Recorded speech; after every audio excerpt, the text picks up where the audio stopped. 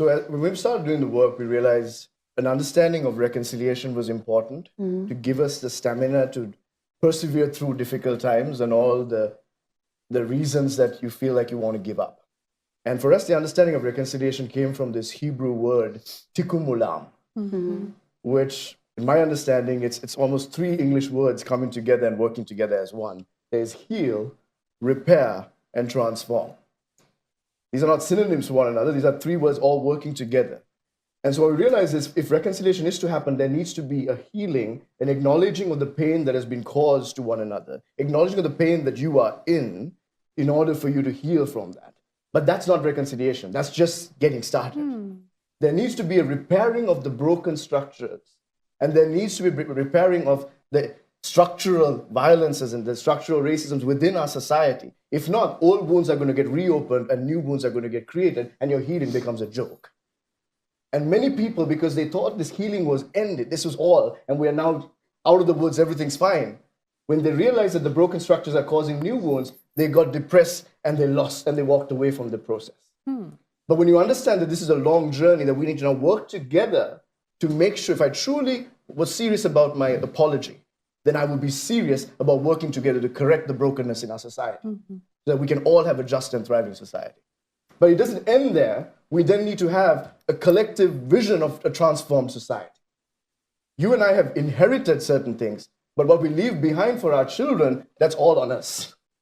And therefore, we now need to work together for a collective vision for a transformed society. We don't need to leave it the way it was. The bare minimum will eventually lead to sliding back into conflict and backsliding into even worse contexts. But a propelling forward to a collective vision, I feel, keeps you motivated and engaged. And for us, when we work with young people, what we're trying to say is this is your future, this is what you're going to hand over to your children. And what's your collective vision like? And that collective vision is not possible if you don't address the structural violence and the brokenness in your society, if you don't have the courage to speak out against injustice and brokenness. And also, it's not possible if you relinquish your responsibility and hand it over to the religious leadership or the political leadership or the large INGOs or the international funding. This is your cause. This is your future. You take responsibility. And so when you take that responsibility, then you build an ownership and a stamina to engage. We just did our numbers and we realized that in the last 5 years, across the 14 countries, we've engaged 500,000 youth in 5 years. And 50,000 new young members have joined the movement, and 10,000 volunteers who contribute at least 2 hours of their time of documented work to mentor another generation. Impossible to do if there wasn't ownership and an understanding of the gravity of the work ahead. And we've been so inspired by that, saying not much funding. In fact, we decided to stay away from large funding, government funding, because one, we don't have the time to fill all this paperwork. And two, we're not going to get it anywhere because it's too complicated and all that. And on top of that, it's some agency may come up with what my country needs right now and tell me a project and tell me to do that project because and I know that's not important right now, but I'll do it because I need the funding and I just need to survive. And then I just give a proposal of a 5 months or a 5-year program trying to address a 20-year conflict. So it's better for us to find sustainable funding. And we're working on our diaspora in all of our countries. Despite all the negatives, the good thing is some of our best and brightest left our country and have thrived in their new homes. And we say this is a way to give back. You don't trust the governments in our country. You don't trust larger organizations, but you can trust a new generation. Come and see what they're doing. Invest in this work.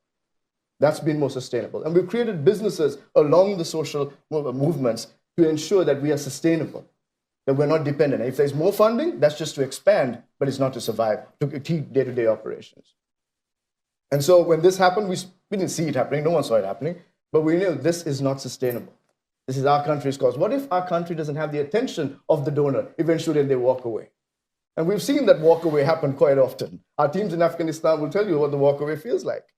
And so we need to plan for our own futures. We have to proactively engage. We're not doing this because the West has told us, here's a standard of justice and unity and reconciliation.